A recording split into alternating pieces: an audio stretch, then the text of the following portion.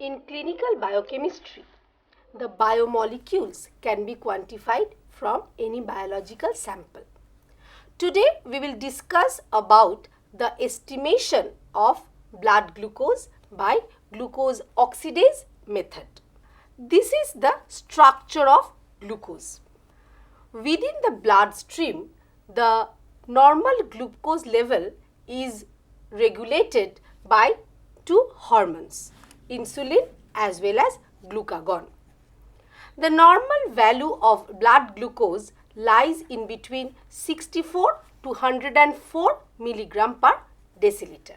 The blood glucose can be estimated by various ways, including the chemical method as well as colorimetric, biochemical or enzymatic method. The colorimetric chemical method includes the oxidation reduction as well as condensation method. In oxidation reduction chemical method, there are some ions like cupric, ferric. They can be converted to cuprous as well as ferrous with the help of non-reducing property of the glucose. And in case of condensation method, the glucose is condensed with either orthotoluidine or with anthrone. But there are so many disadvantages of the colorimetric chemical method, because we know they exploit non-reducing property of the glucose. So any non-reducing agent present in the bloodstream can interfere there. So all the chemical methods are obsoleted now. Nowadays, the biochemical or enzymatic methods to determine blood glucose is predominated. So there are so many enzymatic methods that includes hexokinase method, glucose dehydrogenase method as well as glucose oxidase peroxidase method. Now students, you can see the schemes of hexokinase method, dehydrogenase method as well as glucose oxidase peroxidase method. In case of hexokinase and glucose dehydrogenase, the glucose is converted to gluconolactone, and along with gluconolactone, NADH is getting produced. And you know that NADH can be estimated spectrophotometrically at around 340 nanometer wavelength. But in case of glucose oxidase peroxidase method, glucose is oxidized to gluconic acid with the help of glucose oxidase enzyme. Along with that, hydrogen peroxide is also produced. But unfortunately, any of the products cannot be estimated. So we have to couple this reaction with peroxidase reaction, where the H2O2 is getting converted to H2O and molecular oxygen. Now, the advantages of glucose oxidase method over other method includes the specificity of the reaction. You know that the enzymes are very specific to their substrate. Here glucose oxidases are very specific to their substrate beta D glucose. And by this method, from any complex mixture, glucose can be estimated. So for its specificity, this glucose oxidase method is predominated over any other enzymatic method. Moreover, the final estimation is done by polarographic estimation, which is much more precise than any other physical parameter determination. According to the name of inventor scientist, there are two types of glucose oxidase peroxidase method. The first one is Saifer-Gerstenfeld method, where the pre-chromogenic substrate, you know what is pre-chromogenic substrate? That accepts molecular oxygen and gives chromogenic product that is ultimately measured. Here the pre-chromogenic substrate is orthodianisidine and the final product is red in coloration, which can be measured at around 520 nanometer. The second one is Trinder's method. Here the pre-chromogenic substrates are 4-amino antipyrine or aminophenazone as well as phenol. The advantage actually lies over the specificity of 4-amino antipyrine and the phenol reagent, which is very specific to accept molecular oxygen till the end point. So sometimes this Trinder's method is called as the method of endpoint determination. As introduction, again we can say from glucose, with the help of glucose oxidase, it is first converted to gluconic acid and hydrogen peroxide. These hydrogen peroxide in turn with the help of peroxidase is converted to H2O and molecular oxygen. This particular molecular oxygen is coupled with 4-amino antipyrine and phenol. So, the final product produced as chromogenic substrate, that is quinonimine dye, is spectrophotometrically measured, and that is proportional with the glucose present in the bloodstream. So, this is the schematic reaction where you can see glucose is first converted to gluconic acid and hydrogen peroxide. This hydrogen peroxide in turns by combining with 4-AAP and phenol gives rise to quinonimine dye, which can be measured at 505 nanometer. So, the total thing of these oxidase peroxidase method is based upon the principle of action of glucose oxidase as well as coupled reaction with peroxidase. This is the structural scheme of the reaction. So, from ring structure of glucose, the open structure is first produced and it is giving rise to oxidized gluconic acid.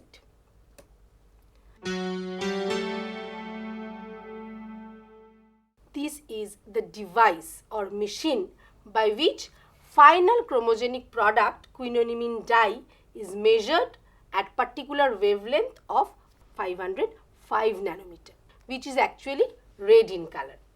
It is a device or machine where the light is passed through the solution. The solution is actually kept inside this particular cuvette, and this cuvette is placed inside the spectrophotometer, and it obeys the Lambert-Beer's law. The Lambert-Beer's law means the absorbance of the solution which is proportional with the concentration of the solution. So, here we can say OD or absorbance is equal to epsilon C and L. Epsilon is molar extinction coefficient of the solution, C is the concentration of the solution and L is the path length, right. So, in this way, without giving any sample or putting the water, the blank can be made and through which the light will be passed. Then we can keep sample here and again the light will be passed. In this way, we can measure the intensity of the absorption. So, absorbance A is equal to minus log I by I0. I is the intensity of light absorption when sample is present, I0 where no sample is present. Okay? So, in this way, we can measure the optical density of any solution at any particular wavelength. Here you can see this is the blood glucose kit. It contains the reconstitution bottle in which the reagent will be prepared, and it also contains a manual to be followed. Okay? The kit must be stored in refrigerator. If it is unopened, then the mentioned expiry date can be maintained at around 2 to 8 degrees centigrade. If the reagents are mixed, then 3 to 4 weeks are permissible to keep them at around 2 to 8 degree centigrade. And we have to follow whether the turbidity is arised within the solution or not. If it is turbid, we will avoid to use them. The first step of the process is started with sample blood collection. Here you can follow the person who is collecting the blood is wearing gloves. Ma'am, what is the utility to wear gloves during sample collection? The wearing of gloves or use of gloves helps to avoid cross contamination. 2 ml of blood is quite enough to carry out the enzymatic process. And the anticoagulants like EDTA and sodium fluoride will be mixed with the blood, and 2 ml blood will be stored at around 2 to 8 degree centigrade in refrigerator. Let's talk about the reagents. So it contains reagent 1, reagent 2 and reagent 3. Reagent 1 has glucose oxidase, peroxidase, amino antipyrine as well as stabilizer. Reagent 2 is glucose diluent and reagent 3 is glucose standard. Ma'am, what is the glucose diluent used in reagent 2? Again a very good question. So glucose diluent is nothing but phenol that will be mixed with the solid reagent 1. Let's talk individually about the reagent. Reagent 1. Reagent 1 is solid. It is supplied in a vial. There are 10 vials available in one kit. It contains glucose oxidase enzyme. It contains peroxidase enzyme, amino antipyrine as well as stabilizer. The solid thing means it is lyophilized. So the phosphate buffer is also included here, having concentration 100 millimolar at pH 7. Concentration of glucose is 150,000 unit per liter and peroxidase concentration is 1600 unit per liter. So glucose diluent is nothing but phenol. So it is actually supplied in an amber bottle to avoid the light contamination. Reagent 3 is nothing but glucose standard. In some kit, 3 standards are available like 100 mg per deciliter, 300 mg per deciliter as well as 500 mg per deciliter.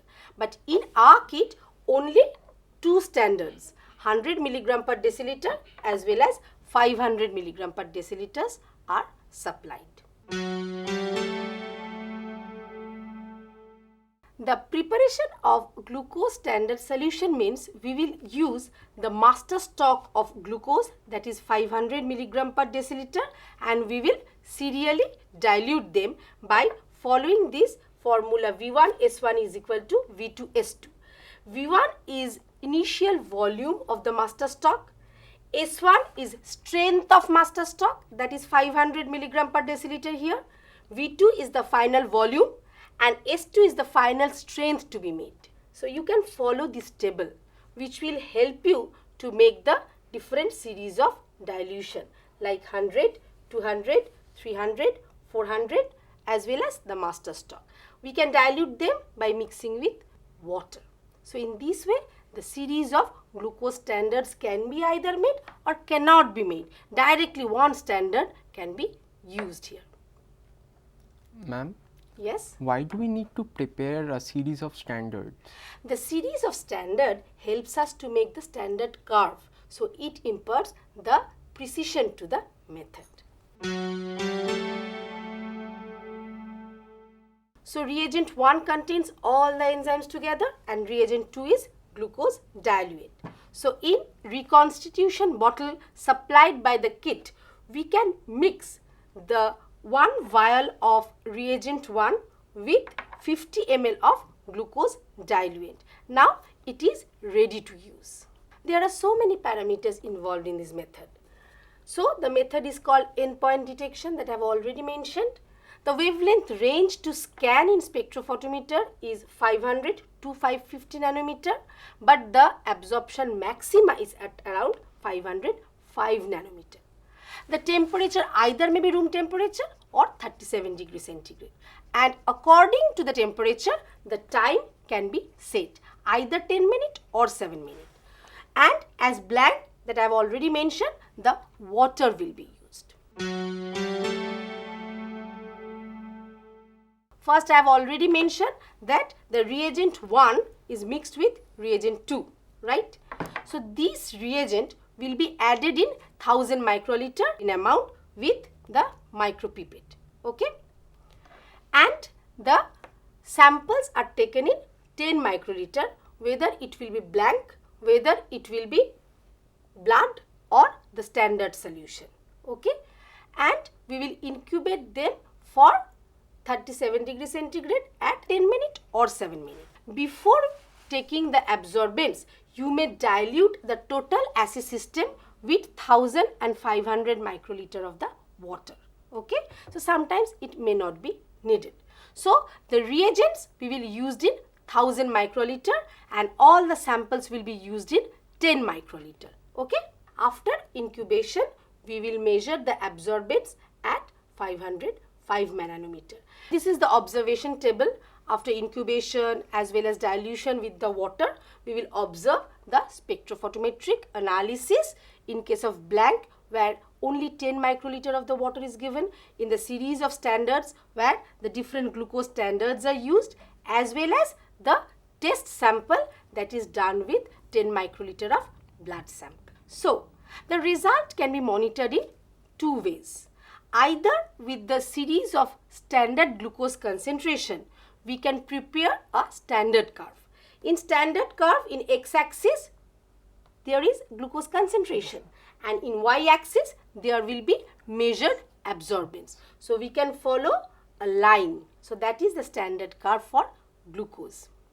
Let's take an example. Some OD values are given here, as well as the OD of the test sample is also measured. So let's put the value of unknown sample OD here, and so from extrapolating with the standard curve we can know the concentration of blood glucose, that is actually 111 microgram per deciliter. So this is one way, by measuring the series of glucose standard with the help of standard curve we can measure glucose concentration. But there is also another way. If we don't have the chances to make the serial dilution, then we can follow this unitary method containing formula. By having only one standard and measuring the OD value of this standard, we can directly measure the amount of glucose present in the sugar or glucose present in the blood. So the glucose is equal to absorbance of the sample divided by absorbance of the standard multiplied by concentration of the standard that is known to us. So let's take the OD of the unknown is 0.2 and OD of the 100 microgram per deciliter glucose is 0.18. So from here we can have the idea about the concentration of glucose in blood, that is 111.1 milligram per deciliter. If it is taken in microgram, that will be microgram. If it is taken in milligram, the value will also be in milligram level. The comments includes the interpretation of the method that has been already used as well as interpretation of the data obtained. In case of interpretation of the method used, we must take care of the linearity of the standard curve within the region of 100 to 500 microgram or milligram per deciliter. If it does not maintain linearity, that means it is not obeying the Lambert's-Beer law. Again, another very important thing is here that OD must not exceed the value of 2, because we know the 2 or absorbance equal to minus log I by I0, that tends to 100. So 100 means everything is getting absorbed, nothing is transmitted. So that particular solution cannot be taken, that must be diluted. The data available must not cross the range of the standards. Okay, so it must be within the standard range, otherwise the sample also can be diluted and ultimate concentration will be multiplied by the dilution factor. After getting the data, we will compare them with the reference scale of plasma or blood glucose. At fasting condition, plasma or blood glucose lies within 70 to 110 milligram per deciliter. In postprandial, the level lies in between 80 to 140 milligram per deciliter, and in random, it lies in between 60 to 140 milligram per deciliter. Any value above these normal values are called as hyperglycemic condition, and any value lowers to this normal value is referred as hypoglycemic condition. Hyper is excessive, hypo is less. Let's talk about, or let's criticize about the performance of the method.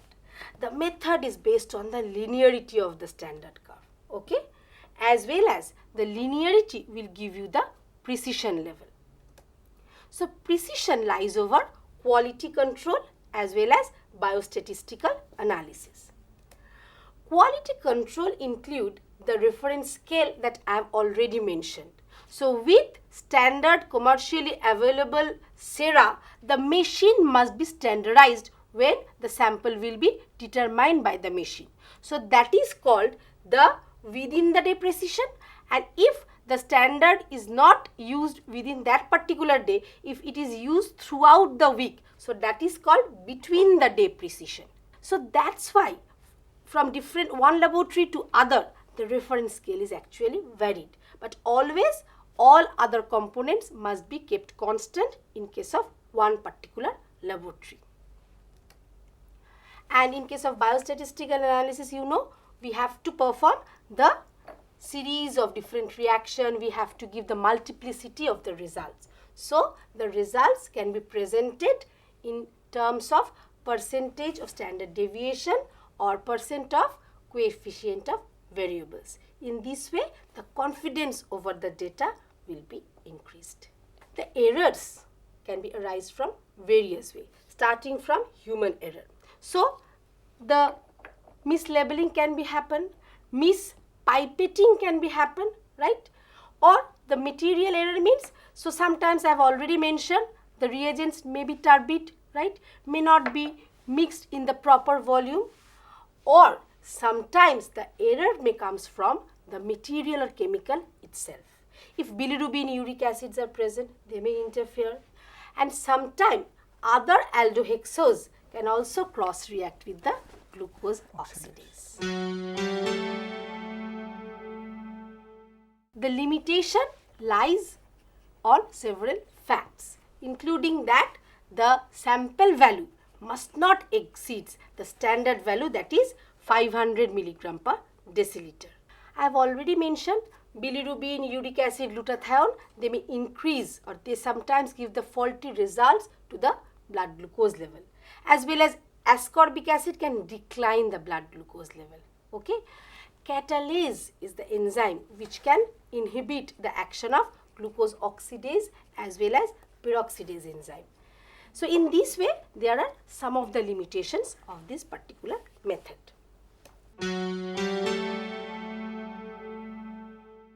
Moreover, there are so many advantages of this method. This is very rapid, very simple enzymatic reaction, and these glucose oxidase peroxidase enzyme has much more shelf life, right? So we can store them, and low cost per test, and the enzymatic reaction is very specific and sensitive. Sensitive means very minute amount of glucose can also be estimated. Some precautions must be taken. The glasswares must be clean, right? And usually the reagents are light and temperature sensitive. So we have to use the reconstitution bottle. And incubation period will be uniform for blank, for test sample as well as for standards. So according to Sonoani et al. 1976, it was experimented that irrespective of other method, this method is very specific as well as sensitive, but within the range of 100 to 500 milligram per deciliter.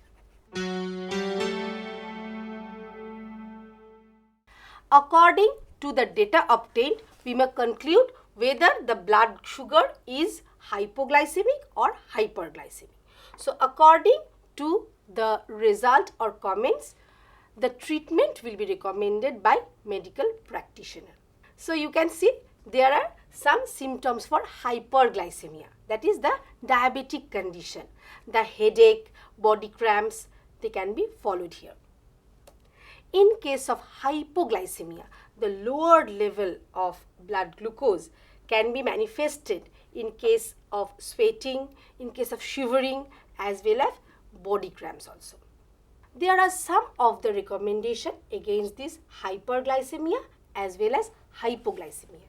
In case of hyperglycemia, you know that insulin is given, and in case of hypoglycemia, particular proper diet is recommended. So here you can observe the proper diet.